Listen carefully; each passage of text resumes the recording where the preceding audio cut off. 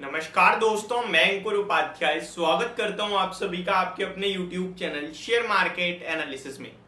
यहां पे आप सभी के साथ बात करूंगा JP Morgan and IT stocks. इनका कनेक्शन कुछ अलग ही चल रहा है। देखिए, जेपी मॉर्गन वही ब्रोकरेज फर्म है जिसने आईटी स्टॉक्स को डाउनग्रेड आज से 1 साल पहले करना शुरू कर दिया था। और जिन स्टॉक्स को इन्होंने उस समय डाउनग्रेड करा था ना, वो तब तो गिरे नहीं, लेकिन जब गिर गए उसके बाद और डाउनग्रेड किया जा रहा है। JP Morgan continue IT stocks को लेकर मैं एक तरीके से नेगेटिव नहीं, काफी ज्यादा बियरिश रह रहे हैं, ये ऐसा कहना चाहूंगा। अब एक्चुअली में क्या सच है क्या गलत है, इसको समझने की और जानने की कोशिश करते हैं। सबसे पहले आपको याद दिलाना चाहूंगा, जेपी मॉर्गन ने टाटा एलएक्सआई के स्टॉक को डाउनग्रेड किया था।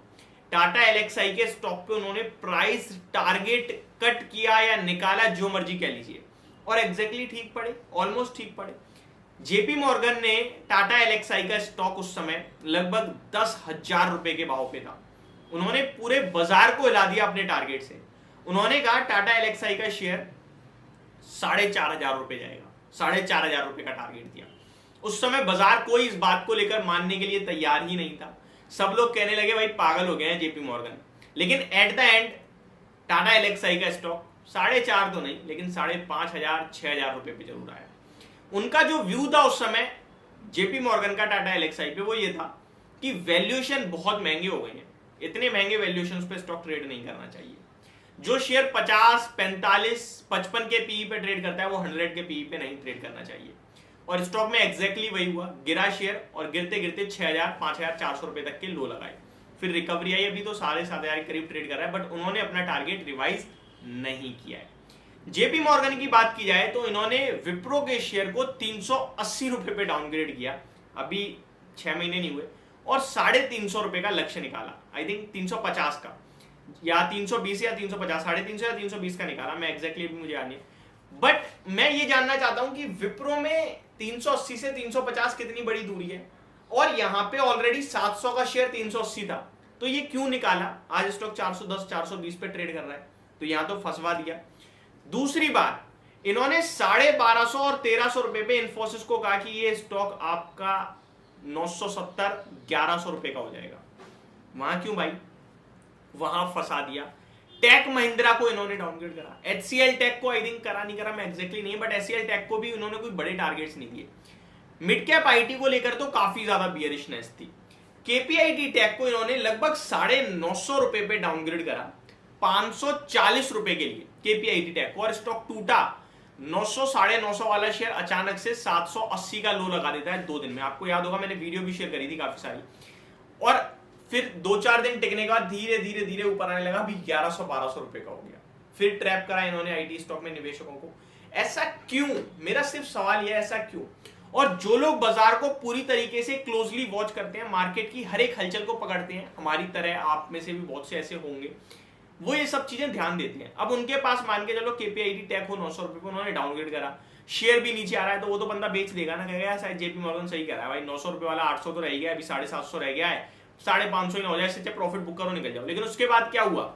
1100 1150 का हो गया शेयर। एमफेसिस जो करंटली 2100-2200 रुपए का ट्रेड कर रहा है, 1550 1600 रुपए के टारगेट्स दे रहे हैं। ये क्यों?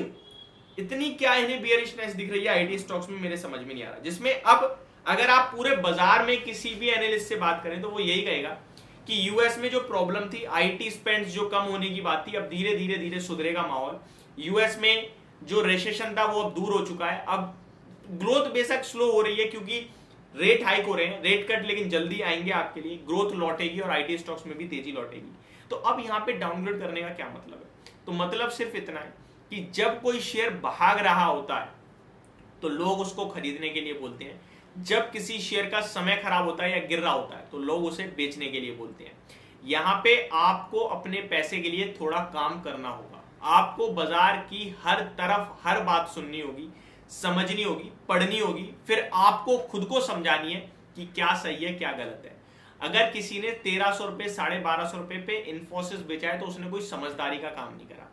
दोबारा वो भाव मिलेगा नहीं मिलेगा मैं ये भी श्योरिटी के साथ नहीं कह सकता, लेकिन अगर किसी ने 1500 1600 1650 पे भी इन्फोसिस खरीदा है, उसे दोबारा भाव मिलेगा और पैसा बनाएगा वो। बस अगर अभी एवरेज कर लेगा तो ज्यादा बना लेगा, तो आईटी स्टॉक्स वेल वेदर माने जाते हैं, लॉन्ग टर्म के लिए माने जाते हैं, तो यहां पे आपको बिकवाली नहीं करनी है।